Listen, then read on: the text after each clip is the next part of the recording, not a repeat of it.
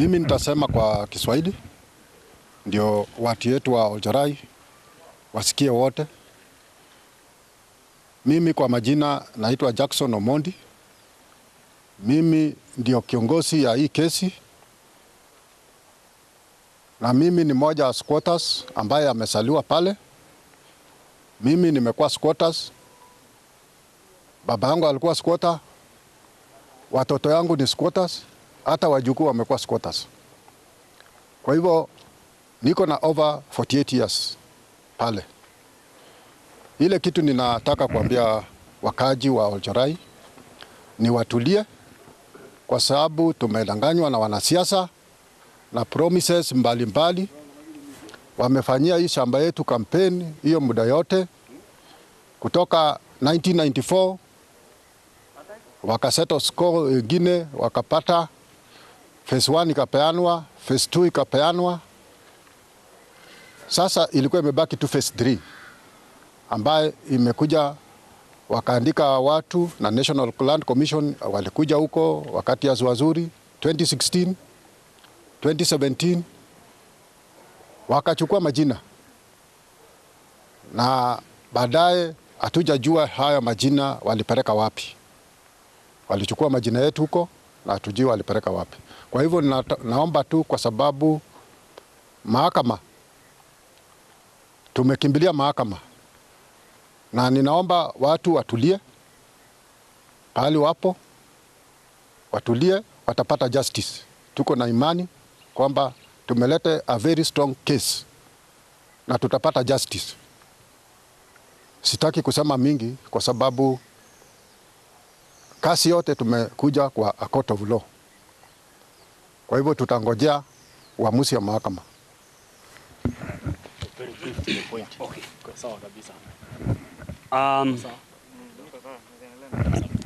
Majina yangu naitwa Joseph Oleseret kutoka Oljarai.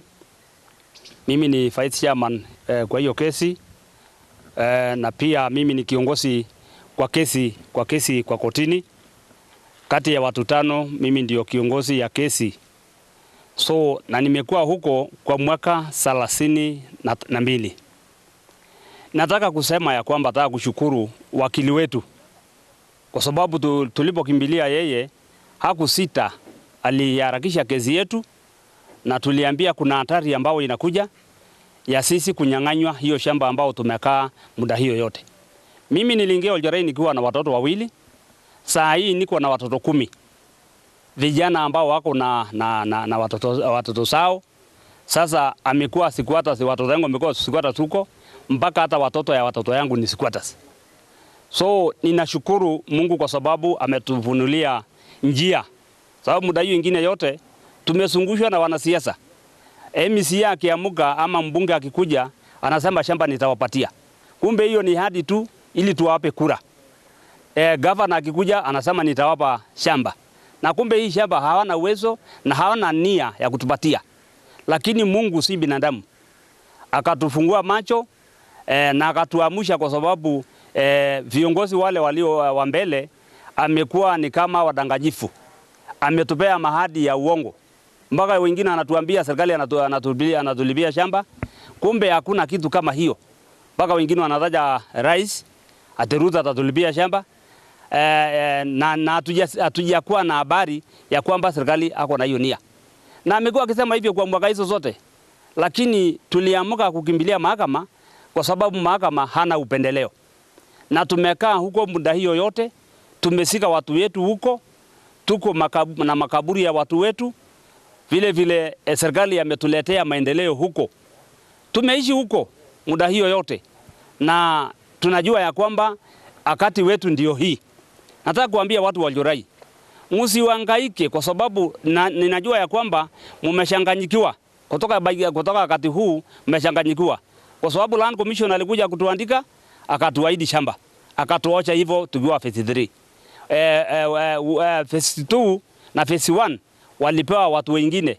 Ingine ilitolewa na huko bali inaitwa Bahati, ingine ametolewa Lemuru, na ingine akatolewa Solai. So sisi tukabaki phase 3 tukiangalia tu tukingoja serikali. Kumbe watu hawana nia ya kutusaidia. lakini Mungu ametusaidia kukumbuka ama kujua njia ya koti, na tunajua koti ya Kenya anajali maslahi ya masikini, ya mtu ya chini, na sisi tumebaki huko, shida zote tumegula huko. Kwa hivyo naambia watu wa Oljurai, musibabaike na musihangaike, kwa sababu siku zenu zimekuja, Mungu wenu imefika. Mkae huko, na nikiomba ya kwamba msikubali wanasiasa kutugawanya, kwa sababu hiyo muda yote tulipoteza huko ni kwa sababu hatupiti njia moja. Lakini wakati huu ninaomba tupite njia moja, kwa sababu wakati imefika, na tumekuja hapo kwa sababu ya kutaka shamba. Ninajua shamba hiyo hatukukuja tu hivi hivi. Wakati tulianza kuja huko, tulienda kuonana na Moi, wakati alikuwa kwa kiti, akiwa kwa mkutano mahali inaitwa Laimu Dia Njoro, na akatuambia muende Oljurai kabila zote, kwa sababu nataka kusema ya kwamba kabila zote za Kenya iko Oljurai. Hakuna kabila, hakuna kabila enye iko Kenya, hakuna huko. Isipokuwa tu ni Muhindi ama Mzungu, sijaona huko. Lakini watu wengine wauzi wote wako huko. Kwa hivyo naomba mahakama atusaidie kutufanyia haki, sababu tuna imani na mahakama. Kwa hivyo tumefurahi sasa, naambia watu wa Oljurai wakae salama na mwasiwe na furuku, wapate ashike mwelekeo hii, kwa sababu tuko katika njia ya kusema mtanunuliwa shamba, mtanunuliwa, mtapewa. Hakuna kitu ya kupewa, wacha sheria atupee, sababu kuna kati mingi PC amekuja huko, minister anakuja huko, governor anakuja huko, hakuna ile ametupea. Yote ni udanganyifu tu ili tuwape kura. Kwa hivyo nataka kuambia watu wa Oljurai watulie na wachane na mambo mingi, kwa sababu shamba imetoka na itatoka. Nina imani tutapata hiyo shamba. Basi hivyo tu.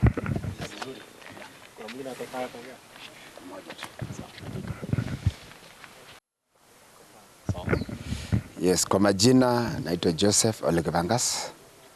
Mimi ni mkaaji wa Oljurai. Jinsi wenzangu wamesema ni ukweli ya kwamba jinsi tulivyoingia mahali pale, tulikuja tukiwa na matarajiwa, maana tulihitaji makao. Tulikuja na wazazi wetu, nasi tukapata kuoa mahali pale, na jinsi tumekaa mahali pale, tumekaa na umoja, tukitarajia kwamba tutapata makao, maana makao ndio maisha. Maana hata kupata mahali pa kulima ukiwa na wasiwasi ni mbaya. Tumekuwa tukitishiwa, lakini tunashukuru kwa sababu tumepata njia. Na njia hii itatupatia mwafaka sisi tupate kuona mwangaza. Na kwamba kwa sababu jinsi wenzangu wamesema, hata pale tuna mayatima. Mayatima ambayo ni watoto wadogo, waliwachwa na wazazi wao, tumewazika mahali pale. Sasa tukiwaacha makaburi, jinsi wengine wanatutishia, tunashangaa watu hao watoto wataenda wapi? Kuna wajane, waume wao wameaga mahali pale. Mimi ningependa tu ya kwamba jinsi mahakama tumekimbilia, tunaomba kwamba wacha mahakama iangalie kwa makini, kwa sababu tunahitaji sisi makao. Na ni asante.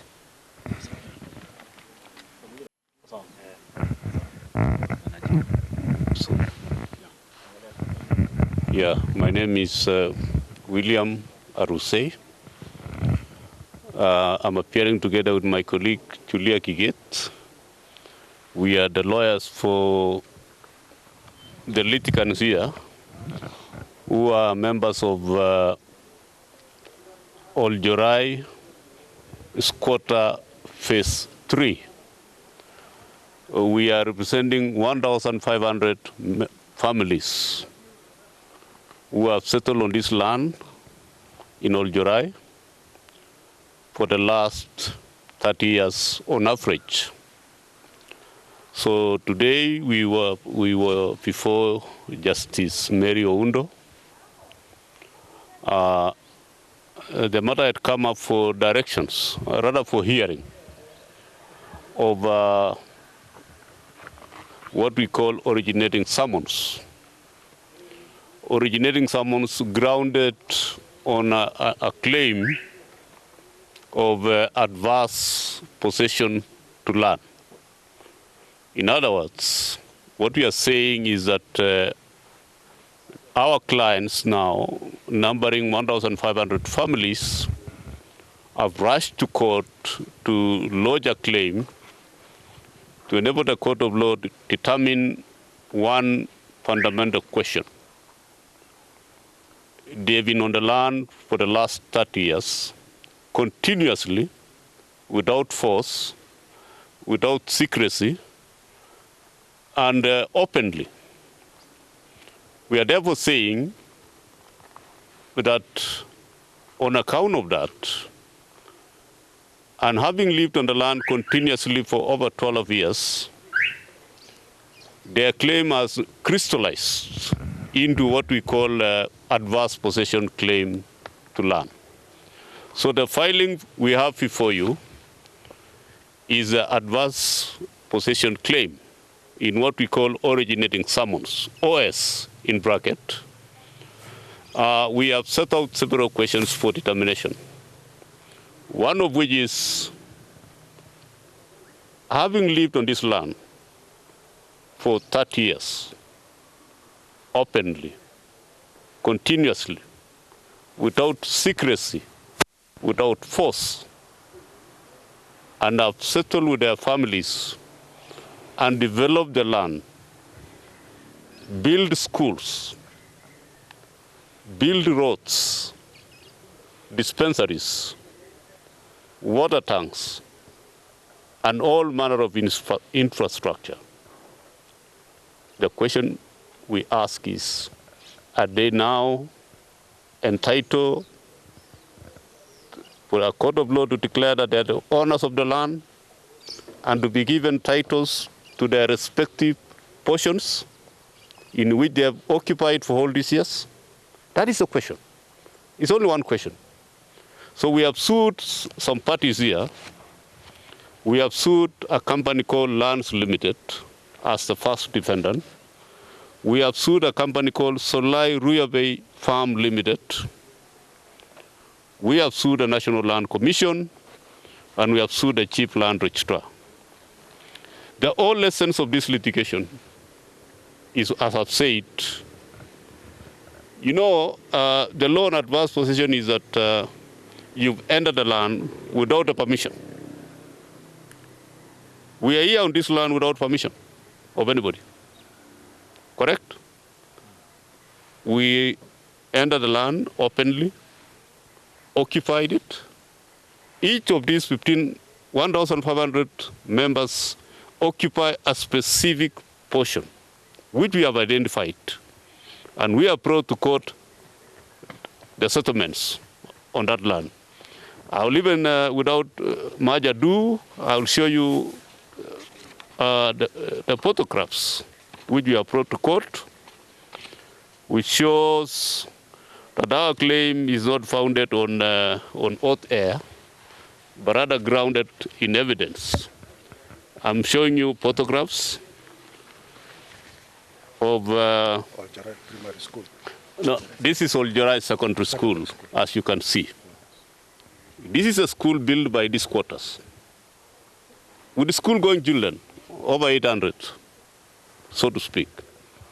So this is a settlement which has been ongoing, and we have brought several photographs. You will see the next one is Oljarai Borehole. Do you see that? We have also brought, sorry, can you assist me?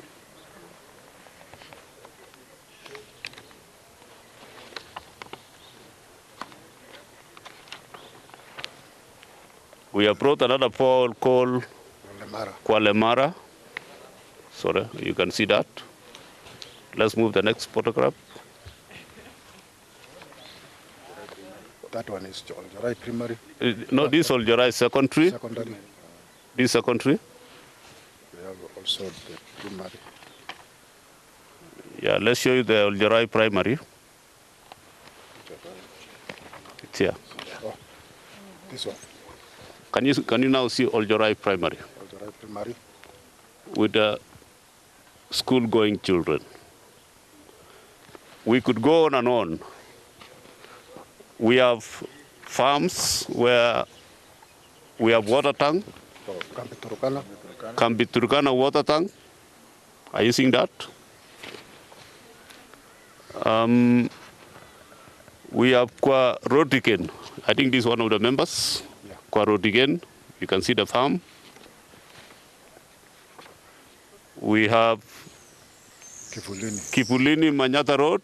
This is a road within the farm.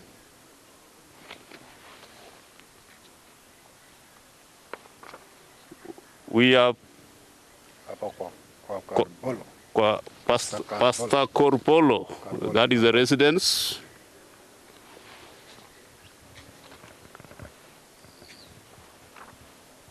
We have Kambi Shule Center. This is a shopping center within the farm.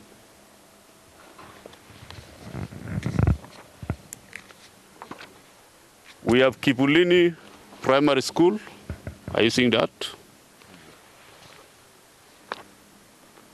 So, in a nutshell, you can easily see that these litigants, 1,500 of them, 1,500 families have come to court to tell the court their story. And their story is simple. We have been on the land.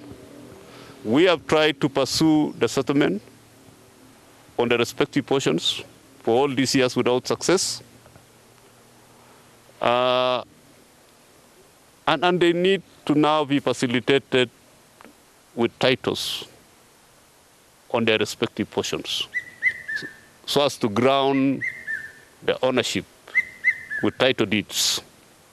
So the end result of this litigation is that at the end of the day, if the court permits, these 1,500 members will be given respective titles to the portions they have occupied for all these years. As I said, as I summarize, just by way of recapitulation, it is an adverse possession claim, which we have grounded in law. We have brought the title of the person who owns the land, Solai Ruyabei Farm Limited. Their title is before it's here. And we want the court to look at that and determine whether that land now should be passed to the squatter who have occupied this land for all these years. We are in possession of the land. We have taken possession, as I've told you. This is a title.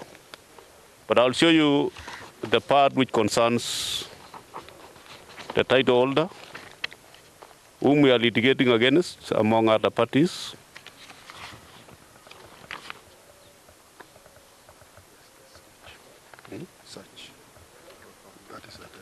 This is a title. Yes, it's here, sorry. So this is a party we are litigating against. You can see the title. It's a requirement of law that we bring a certified extract of that title to court, so that the court is able to determine who indeed is the registered owner. So this is a certified copy. You can see the certification at the bottom. You see it? This is a requirement of law. In a claim of this nature, you must bring a certified extract of the title of the registered owner. And we are saying we have continued to be in possession, as I said, without force, openly, without secrecy, without permission. Therefore, today, let me briefly give you, as I finish, the matter came up before the judge, a land judge in Naivasha Court. Various directions were given. Immediately, the parties who are opposing this application have 7 days to respond to the originating summons, upon which we, the plaintiffs, have 7 days of service to respond to the issues if need be. And a mention will be on the 25th of April 2024 for directions. So for me, That is what happened today in court. If my colleague has anything to add. The land measures over 3,245 hectares of land in what was, or what it is, known as LR number 20229/1, southwest of Kilgil Township. That is the land. LR number 20229/1, southwest of Kilgil Township. Yes. Let me add what really, let me read one line. This is a claim that was adverse to the title of the owner, and in an adverse possession which was hostile, underline hostile, under a claim or color of title, actual, open, uninterrupted, notorious, exclusive, and continuous. You get that?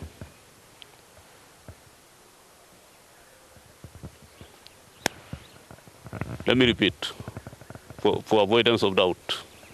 Our claim is an adverse possession claim which was hostile, under a claim or color of title, comma, actual, comma, open, comma, when I say open is openly, living openly on the land, uninterrupted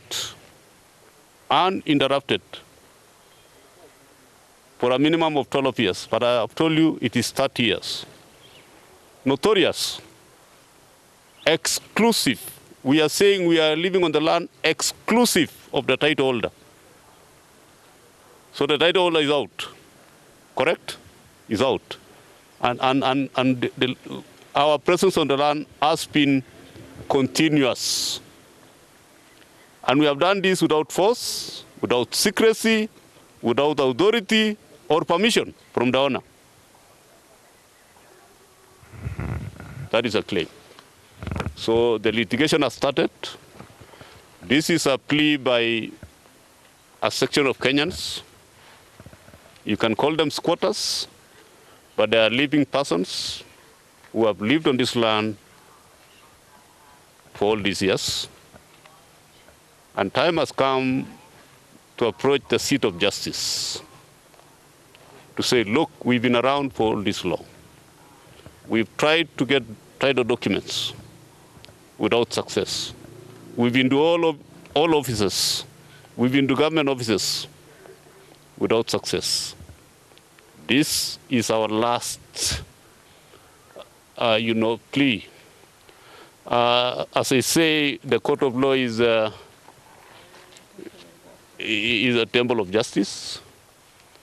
It is a place for the bewildered litigants, if you like, bewildered.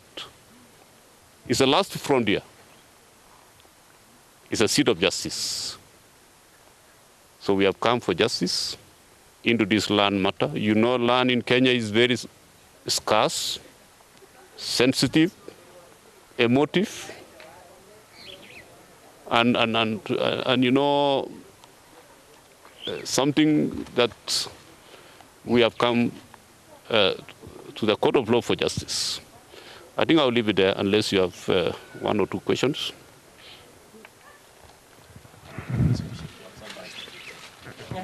As I said, did I introduce myself? Yeah. All right. Chairman is here. You may want to weigh in. And the vice chair is here. Vice chairman is here. Okay.